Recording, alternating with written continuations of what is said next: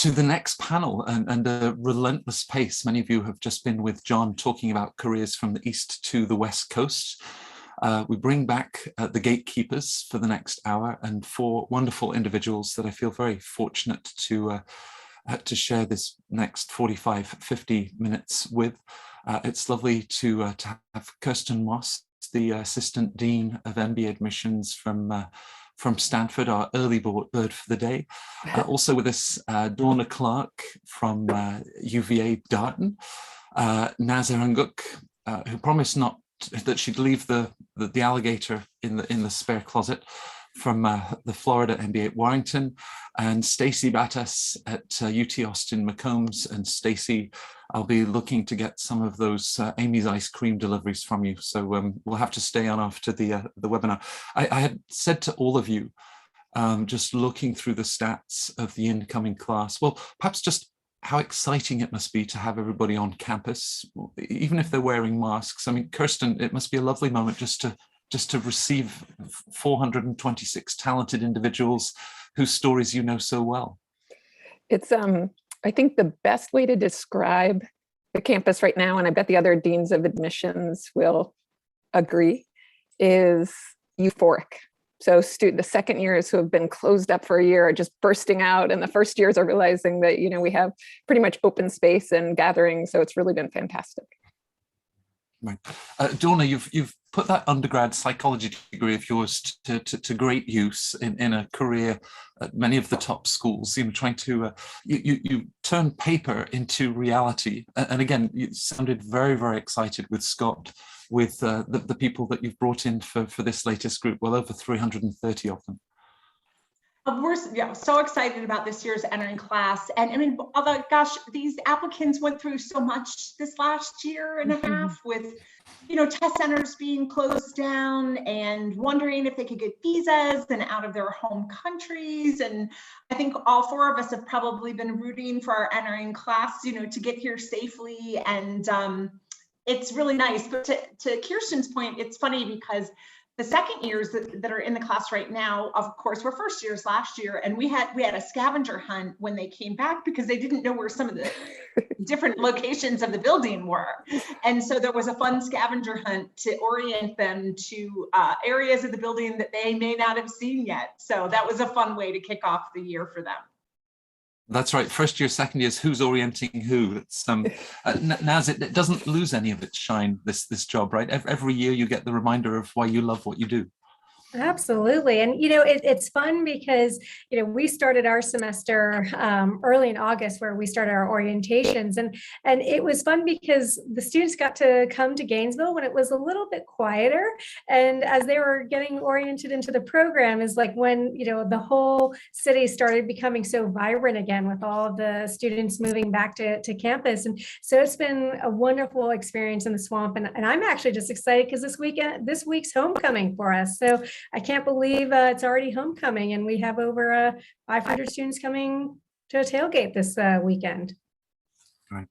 Stacey, Austin has been one of those dynamic growth stories. That's true of McCombs, and I guess is reflected in the diversity and the hopes and dreams of this incoming class.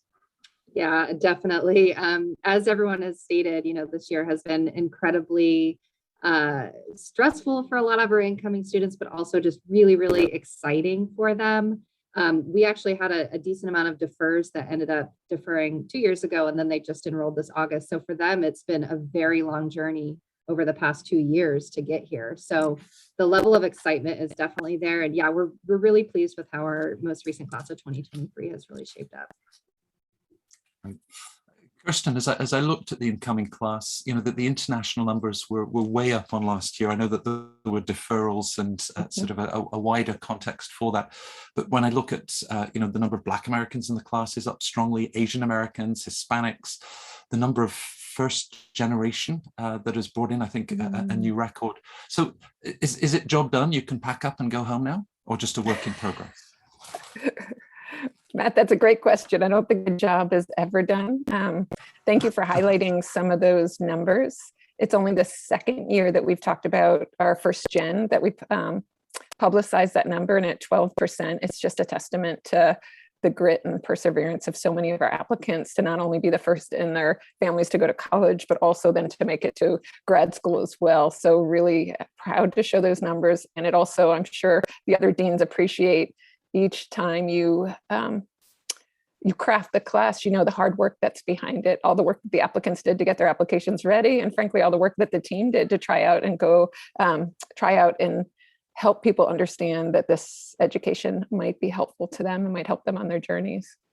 Right, and how does this tie in with bold opportunities for leadership or building opportunities for leadership diversity? Has that sort of gone hand in hand with efforts that your team has been making in the admissions office? Yeah, so thanks, Matt. It's both on the outreach side, so making sure this was the first year that we launched something called Application Week, and I think we had 4,000 or 5,000 people attend over 5 days, which is really about, on the outreach side, helping candidates make sure they're putting their best foot forward in the process, and similar to a panel like this, really understanding how to apply and how to tell their story well. So that's one piece. But then once they're admitted, making sure that they can come and not take on significant amounts of debt. So we find especially with our first gen students coming in, we look at what their financial need is, and more than half of our class get significant fellowship to come. But in addition, first gen students often have family situations where they're taking care of siblings or parents or aunts and uncles. So this really is a fellowship to give them additional, it's about a $30,000 fellowship, additional, I'd say, protection of the nest egg that they're bringing, because the future may be much more uncertain. And especially in these times of COVID, we want to make sure that we're taking care of everyone and they don't have that financial anxiety as they're entering the program. So yes, they do go hand in hand, both of those pieces. Right. Donna, you've welcomed a record or an equal record number of women and the gender balance that implies. Again, international numbers. Is that, do you think last year was simply the dip that was all pandemic related, and now the international market is perhaps more stable as you look forward? We're seeing so far in the applicant pool this year an increase in the international market. I think there are some countries where there's some pent-up demand, and my heart goes out to people in India, for example, who were really dramatically impacted by COVID. We had a really generous deferral policy from last year to this year's entering class, and granted 94 deferrals to candidates, and about 80 of them did attend Darden, but a lot of people just couldn't get out of certain countries, didn't even apply. And I think maybe part of what we're seeing this year in the applicant pool, I haven't talked to enough peers yet, is some demand that has built up during COVID. But yeah, our entering class this year was 40% women, 40 different countries represented in the class, definitely the most diverse class in Darden's history, broke 10 records for underrepresented minorities, a tie for women, countries represented, international representation, and hearing really great things from the faculty about just, what rich conversations are happening in the classroom. So I think it benefits the whole community, and it's certainly the students' conversations with each other. Right. You also have 7% vets. Maybe they're the ones that are better at the orientation, and they can find their way around the building to point out to the second year students where to go. Naz, have a lot of good skills. Yeah. Beyond the classroom, I mean, similarly at Florida, Naz, you've always had a really strong pipeline of vets applying to the program. I think around 9-10%, really strong minority numbers. It must be great to see that sort of. Has it changed greatly in the last year in terms of the demand that you've seen and those that have joined you? That's a great question, Matt. And it was fun because before kind of this, I was pulling historical data, and luckily over the last couple of years, it's been similar in terms of like our female to male ratio hovering right around 35%. And then, our diversity number is around 43%. And of course, having a lot of military presence here in the state has been beneficial in attracting, active duty members and veterans to our program. But, I think that the big takeaway, Matt, is rather than just sitting here and kind of patting ourselves on the back, I mean, what more can we do? We're constantly trying to figure out how can next year be even better. So I think that this is a great time to reflect on some of the positives of our 2021 intake and really kind of think about, okay, so this is where we landed. Now, how can we improve on that? And how can we continue to diversify our groups? And I mean, as you know, here at UFMBA, we bring in a very small group of students. I mean, we only brought in about 45 full-time MBA students this past year. And so each and every individual has such an impact on the total class in terms of what are they bringing to the table, in terms of their backgrounds, in terms of their professional experiences. So it's constantly thinking about how can each additional person add value to that larger UFMBA family. Right. I suppose one question at the heart of the Center Court event is, do I go to business school? But then behind that, when do I go to business school? Stacey, I was very interested that at McCombs, with an average age of 29, but there are individuals, in their mid-20s, there are those in their early 30s. And I suppose that reflects the idea that there's no one time to go and do your MBA. It really is sort of finding the right moment for you. Yeah, that's a great point to bring up, because I think it is one of the biggest questions that we get is, I'm not 29. What does that mean? Am I going to get in? I always say it's just an average. We have folks who are in their late 30s in the program, and they were really able to communicate through the application why they wanted an MBA at this point in their career. And they also understood the outcome side of things and what sort of career possibilities would be there for them as an older candidate. So always just think about why MBA, why now? It's not the number of years of work experience. It's not your age that we're really looking at. It's the quality of the work experience that you've had, your achievements, how well you work on a team, all of these things that are really important in an MBA program, and especially team-based MBA programs. So don't focus so much on the number. I always say focus on what you've been up to and really why you want an MBA at this point in your career. Right. So if you give me eggs, sugar, vanilla, some mascarpone, I could probably knock up a fairly decent, though undeniably indulgently rich tiramisu. I can get it down to 5 ingredients. Kirsten, perhaps there are 4 ingredients in the special recipe of admissions. Just tell us holistically, because you've always talked very poetically about, the assessment of candidates and the footprints that they have left. Is there a recipe? Are there 4 or 5 ingredients in that recipe? Matt, I love your analogy of cooking. You're already baking. You're already making me hungry here. There are definitely, for us, when we look at demonstrated leadership, I'd say there are 4 or 5 ingredients. And then there's certainly other things that we look at. So I'd be happy to talk a little bit more about them. Please. Yeah, no, it would be great to start with sort of the big picture. And then perhaps, we can, between the panel, look at some of the different details. One of the things that I love best about this job, and I wonder if the other admissions deans feel the same way, is every application, I was reading applications all this morning, that you open up, it's like a new recipe, truly, when going into it, and you never know what you're going to discover. I think our team, and I can just speak for Stanford here, because all the schools have different processes, but our team, we're really looking for what this individual has done in the past to impact their communities, impact the things that they care most about. So the ingredients to that, we're looking for people who have, really we call it strategic thinking skills, but it's about having insights that others haven't seen, really being curious, having an open mindset, but taking that data in and finding ways to solve problems by bringing a new point of view or convincing others of their point of view. So that's one big ingredient. Let's call it the flower mat. A second one we look for is people who are really focused on results and setting very high standards for themselves, that grit and persistence. So we look for evidence in the stories that we're reading of what challenges have you faced or what challenges have you set for yourself? And then how have you pursued to make sure that those happen? So I'd say that's the sugar, to use your analogy. We also know that great leadership is about getting a group to collaborate together to reach a common goal. So really, how do you get people, if you know where you want your boat to go, you have a point of view on what the vision is, and you know what that goal is, how do you get people to jump into the boat with you and work together towards this? So we look at how people convinced others, how they've gotten resources, how they've sold their vision as a way of engaging. And then I'd say the 4th ingredient is, once folks are with you in the boat, how are you helping them grow individually? How can the boat be stronger together? And I think if there was a secret sauce at Stanford, that's what's almost most important to us, is are you thinking beyond yourself? Are you looking at how to strengthen that community or those around you?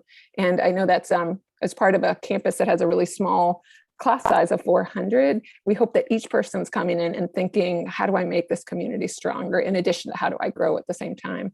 So I'd say those are the top 4 as a headline. It sounds like a great cake that you're baking. Donna, as we think about that strategic thinking, the resilience, the curiosity, getting people to join you in that boat, where do you start as a gatekeeper? In all of these different components, is the resume sort of context, then bring in the story through the essays, the voice of recommended. Where do you like to start to get that first sort of scan of the individual that you have in front of you? Sure. Well, I think I would agree with everything that Kirsten already said. You mentioned something in the beginning about resilience, and one of the things that I'm finding this year and last year is how much richer our application, the context is, because we are also, like Stanford mentioned as well, asking a question that gets to the contextual background. If a candidate has had to demonstrate resilience or face challenges or has financial responsibility for others, is there anything that they want us to know? It's optional. And I have been really touched and happy to see that people are trusting us with their stories.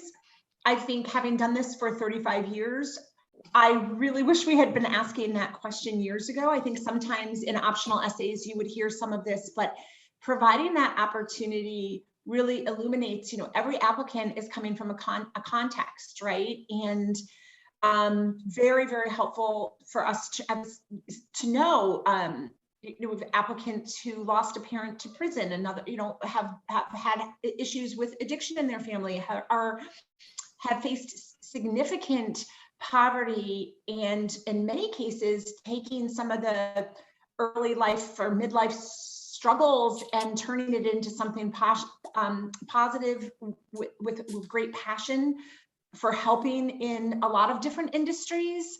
So I would say that for this year, I'm so grateful for that additional information. It's not necessary not everybody has had a significant struggle or challenge, and that's okay. But for those who have, maybe they were raised by a single parent and financed their undergraduate degree, great context for us to have as we're evaluating their transcript. I would say, getting back to the dessert analogy, imagine that there's a class full of desserts at the table, but the 2 ingredients that are common that we really would like to see in all the different desserts, so the flour and the sugar, I think historically we put a big emphasis on interpersonal and communication skills and leadership and impact. Like Kirsten said, sort of what you've done in the past. The best predictor of the future is the past. So love to hear stories of how an applicant has made an impact, personally, professionally, maybe on an individual, maybe on an organization, a department, a project, but I would really think about ways you've made an impact. Now, Kirsten has introduced a boat, Naz, and your boat has about 45 places in it in terms of the Warrington MBA, which presumably then, as you're crafting that diversity, you've got lots of smart students that they can, crunch the numbers. What are you then thinking about? Additional skills, communication skills, soft skills, things that you will pick up that will make them a very valuable member of that crew on the boat. Yeah, no, absolutely. I like all these analogies. Now I both want to go first and I want to take a cupcake with me.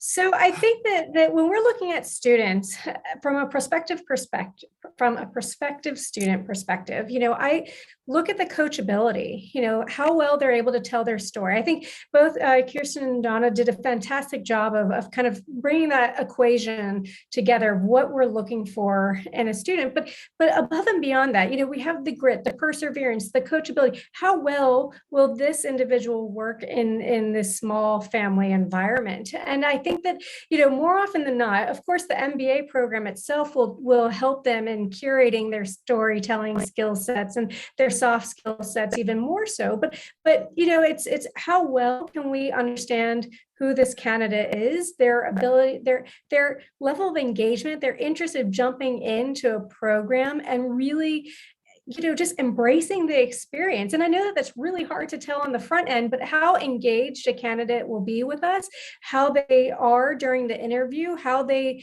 come across in their application and some of their extracurricular activities that they do on their resume. All of these things can shed light on an individual and what they're doing above and beyond. It will shed light on who will they be when they enter the program. And I think going back to even just some of the changes that we made. In fact, this year, we've always had our optional question similar to Donna, and we encourage students to, divulge as much information as they can so that we can get a better picture of who they are and what they're bringing to the table. But another big one that I actually changed this year as well, one of our required essay prompts is, what does diversity, equity, inclusion, and ability mean to you? And I think that was a big thing for us because we wanted to really bring in a diverse group of students. And we thought, well, how can we really start to even think about that unless we understand their stories of diversity, equity, inclusion, and ability? And so that was a big thing that we're now taking out from our applications, learning more about the candidates with a new lens. Yeah, I love the fact that, whether 5 or 35 years in the industry, you're all constantly looking for ways to improve. And, as you said, Naz, our job is never done. We're always thinking about the next class. Now, somebody once said that in their fantasy sports team, Stacey Batas would be their first pick.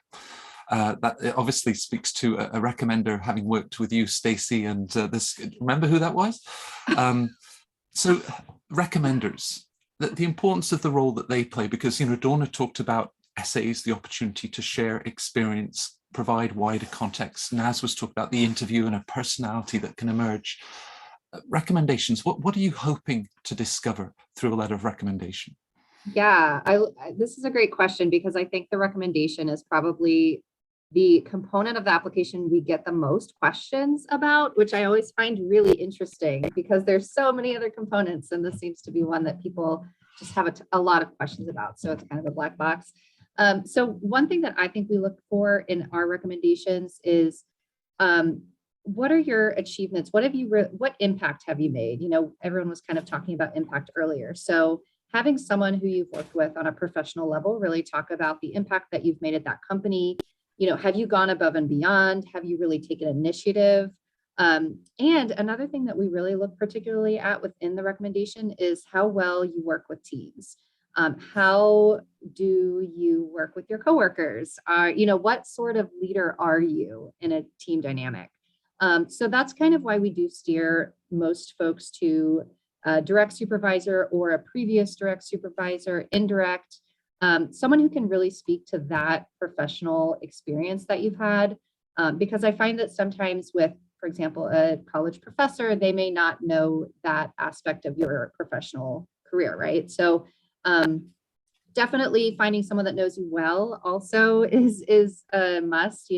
Someone with a great title may sound really impressive, but if they have never worked with you on a team before, or if they haven't really seen your direct impact on a particular project, then they're probably not going to have much to contribute within the recommendation letter itself. So really stop to think about, who have I worked with that could speak to these sorts of things?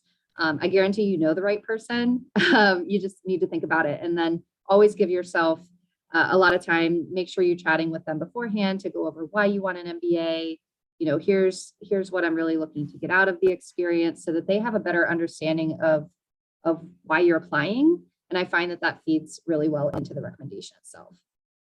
Right. You commented earlier, Stacey, and it leads to my question to Kirsten. Yes, you publish an average age of the incoming class, but how distorting sometimes those numbers can be, because it simply reflects an average. So my question to Dr. Moss, it's a serious question. 4 years ago, in the summer of 2021 at the NASDAQ Center, we talked about the then Stanford GMAT average, which was at a record level.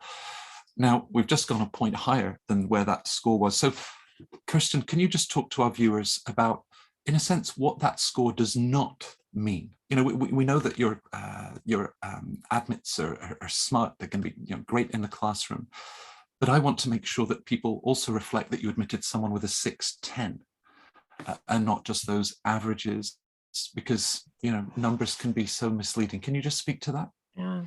I remembered too, I think Poets and Quants at that point, Matt did a nice headline about we'd hit a new high. And this time the same thing happened. If there's one thing, I was laughing with your counterpart that in our press release, we hadn't even mentioned our average GMAT score. So that tells you something about how we think about it.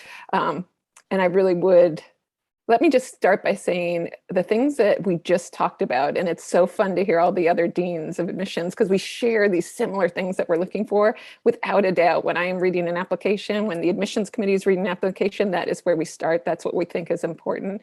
And especially when you're looking at, you mentioned our international diversity.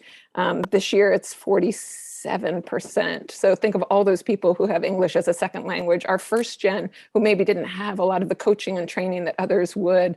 So for us, the GMAT score at the end of the day is an indicator, but it's such a tiny part of our application. So if anyone out there, and I'm looking to the audience members right now, are thinking, I just can't put in my application at Stanford because I don't have something with a 7 in it, I encourage you to think about all that you have done, because that is by far most important. And Matt, next time you don't have to do the headline on that, okay? You at Poets and Quants. Please don't, you're not helping. I really, it's from sincerity that the distance traveled, in fact, may even be reflected in that GMAT score. So for us, don't take yourself out of the process at any of these schools. Our ranges are really big, and the things that you're doing and your behaviors are so much more important than one score would ever lead us to believe. And the same I would argue too with our GPA, that maybe you did, I know Donna mentioned this, there are people who have, we always look at how much you're working, the jobs, how much you funded, all of that is entered in as we think about what your academic performance are. And for us, you could have a GPA of a 3.9 and had all of your college paid for, or you could have one of a 3.1 or a 2.8 and you worked half time. Both both show similar amounts of accomplishment in our eyes. So thank you for asking, Matt, and letting me say that.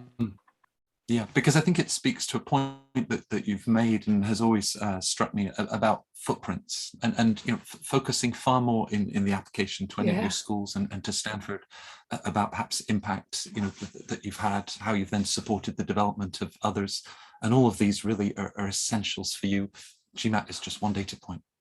Yeah, and I'll say let me jump in one more thing. We show all of our readers lots of data about different ethnicities and what scores are, different countries and what scores are. So there's never one number in how we look at a score. For instance, a 650 is a very different number, maybe for, as I said, a first-gen African-American than it is for someone who might be Caucasian, if you just look at the sheer data and we look at it in that context. So we're talking about sensitive things, but I think it's important because, and this happens all the time when I'm down in Latin America, I'll be in Buenos Aires and they're like, oh, but it's a 650. I'm like, for Latin America, that's amazing. You should be so proud. You had to take an English exam. Good for you. So thank you, Matt.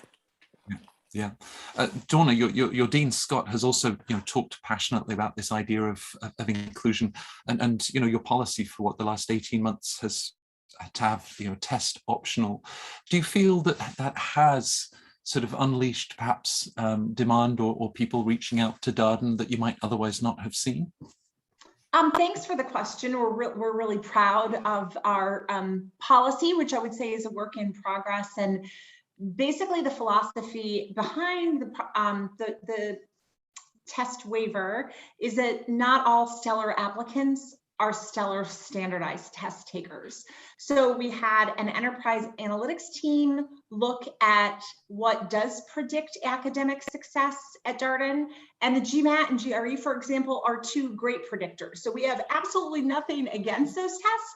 We're just aware, or especially I think having been in the industry for over 30 years, there are a lot of applicants that are just outstanding that just really struggle with the exam. And the philosophy was that it's 2021 and our data is showing that there are other predictors of academic success process.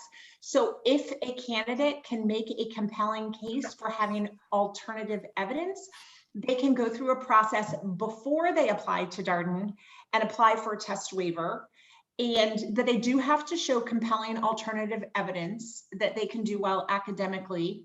And we are studying how those people do in the classroom. So we have 27 students that are second years now who went completely test flexible. We went test flexible during the pandemic because test centers were closed. So a lot of us had round 3, people needed to take the test, so we went test flexible.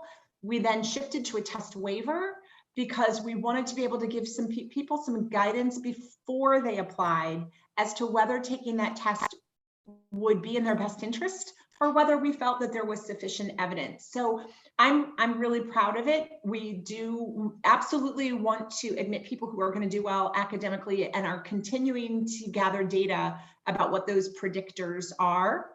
And we'll continue to gather data about how those people who were granted a test waiver in the first year class, when they're finished, how did they actually perform to make sure that we're on point. Right. Yeah.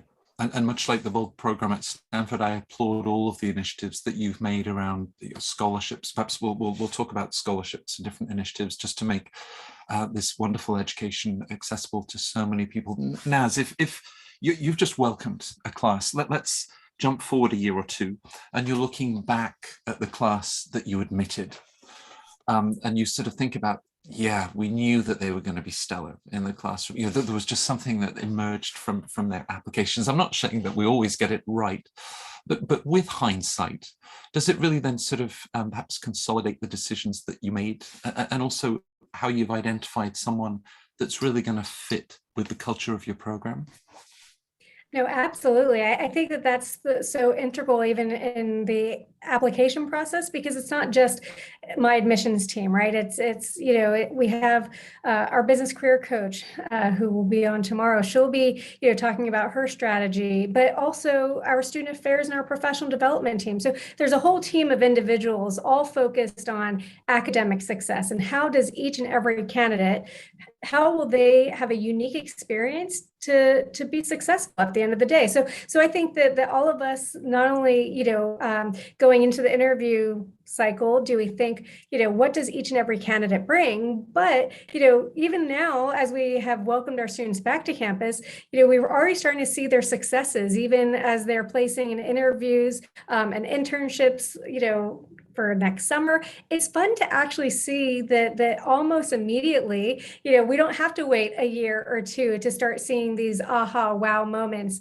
of these students. And so I think that grit, that coachability, the perseverance, the collective team nature, all of that, you know, goes hand in hand in us knowing that every student that gets that spot in our class will be fantastic brand ambassadors for years to come. Right. And so opening up those opportunities, and, you know, schools that work with the Forte Foundation, you work with the consortium. Stacey, just perhaps in terms of scholarships and how they're assessed, is a sort of scholarship something that you automatically look at for everybody, or a separate application? Yeah, for us, it is, we look at scholarships for every single applicant that applies. So I always tell applicants, you know, submit a strong application and you will be considered for our scholarships. Every school definitely does scholarships differently. So I think it's an important question to ask all the schools that you're applying to. But for us, they are merit-based, which means we are basing our scholarship allocation on the application that you submitted for admission. And you find out the same time if you get in, and if so, what your scholarship amount might be. The other thing important to note is that, you know, for international applicants, particularly, we recognize that finances are oftentimes a concern, and our international applicants are eligible for all scholarships that domestic candidates are eligible for. So we definitely recognize the cost of the program. The consortium partnership that we have is a great one. We do have consortium specific scholarships for those that are able to apply through the consortium and gain membership.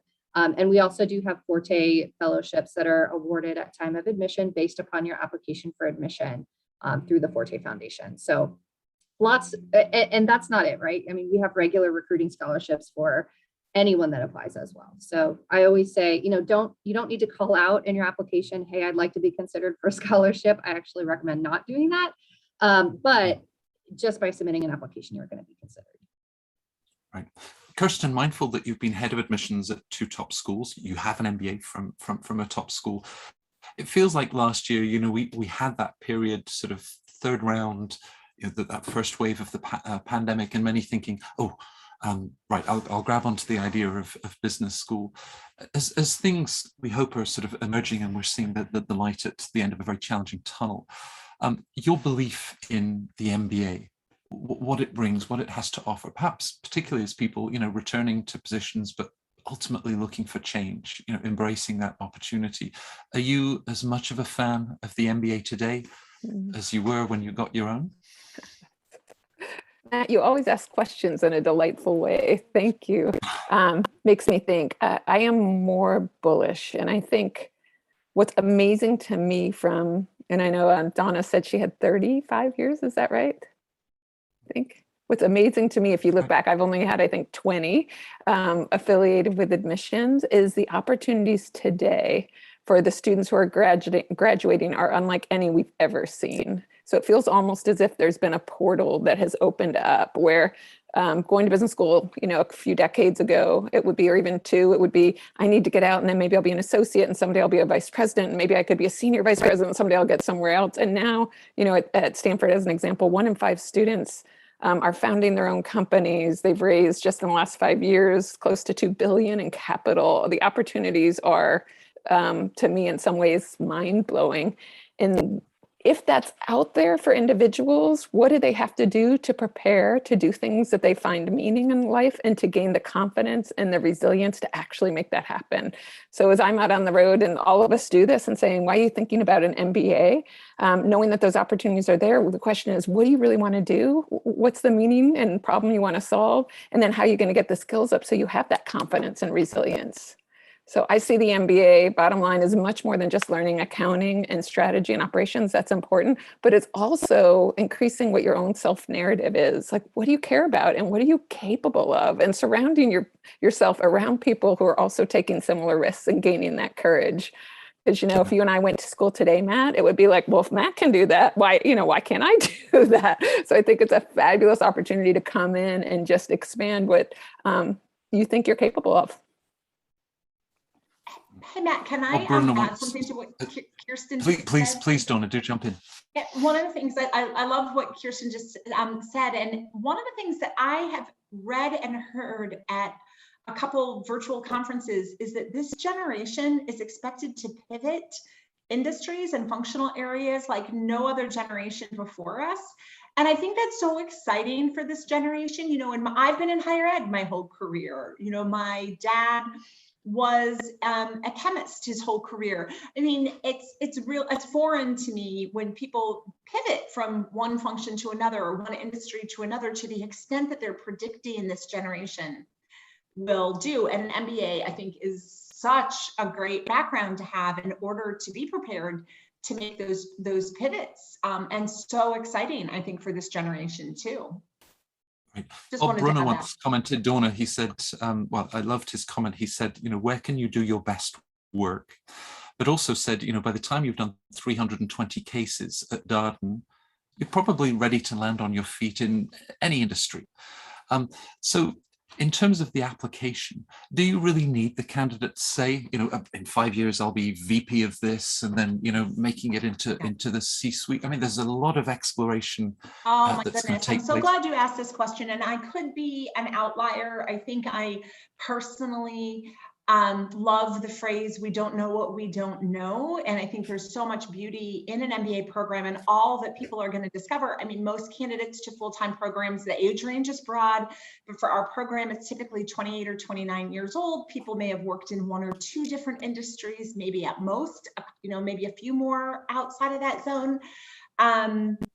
But I think it's wise. It's a big investment. Great to think about it, talk to people, think about what you're considering. But I also really encourage people to come in with somewhat of an open mind I know of people who had never had any exposure to the airline industry, and a woman who the airline industry just resonated with her, did an internship at American Airlines and ended up accepting a full-time job offer, and would not have discovered that passion had she not been in business school. So I am probably a little bit, maybe, I don't know, I'll let others chime in. I'm less caught up. I think when people have a lot going for them, they're going to figure it out. It's a big investment for them. There's so many resources for people at Darden with career services. I have all the confidence that they're going to figure it out and have probably too many options to choose from. So I am not particularly fixated on exactly what they want to do, just more kind of decision making, what prompted your interest, why this particular school. But we don't dig super deeply into that. Right. Naz, you have a PhD in public health. Maybe you're the one that was insisting on mask wearing on the campus from day one with that sort of background. But what Donna speaks to, and Kirsten, it is just unlocking this potential. Now, if I was to talk to graduates of the program and ask them, the thing that they remember perhaps that had the greatest impact, it probably wouldn't be the accounting course. What do you think it would be? Is it that sort of shared experience with others? What might they tell me? Absolutely. Well, I think first and foremost, I think that they would say having that strong cohort dynamic, that family side, family feel to the program, right? Having that one-on-one opportunity to meet with the faculty, your career coaches, those are really, so being small by design is hallmark to our program. And then I think, that coupled with, offering full tuition scholarships for all of our students, they leave here not having much of, really any debt, so they get that immediate ROI. And then of course, I think just the out of the classroom experience with all of the case competitions, to storytelling seminars, to our global immersion experiences, to going up to our Washington campus for our business policy. So I think it really, I think all of our students, they go to business school for a certain level of obviously that business acumen, that transferability and skill set. But I would say the hallmarks of UF MBA is the small class size, our support, financial support to these students, and all of the opportunities to engage above and beyond the classroom that makes it a rich experience for them. Right. In the careers panel earlier, Stacey, someone was saying that, in this sort of virtual world we've adopted, or, remote working, this idea of storytelling that's become so important, the soft skills that you're developing alongside those hard skills.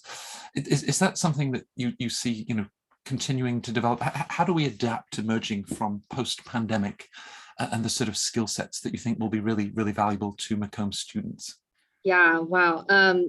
Definitely. I'm glad that they mentioned that, because we were chatting with our career team a few weeks ago about, hey, do consulting firms still ask for GMAT score? What's the situation? And there's stories of some students that either didn't have a score, it wasn't a factor at all for some of their recruiting this year. And it really was their storytelling that, got them the jobs in many cases, and their ability to think strategically, and really communication skills, like we were talking about earlier, is just so important. So I think that our program at McCombs really focuses on those soft skills, because they are so important, especially in the recruitment aspect, but also just in life. So we've really been working on that in all of our classes. Presentation skills, for example, that's something that we've really brought to the forefront of a lot of our classes, that some of our professors thought skills were lacking, when folks first started, and said, hey, this is important, that they know how to present virtually and in person. And so really bringing that in. So yeah, I would definitely say that we're seeing the soft skills become more and more important in a lot of different industries, not just the ones that you might assume they're important. So yeah.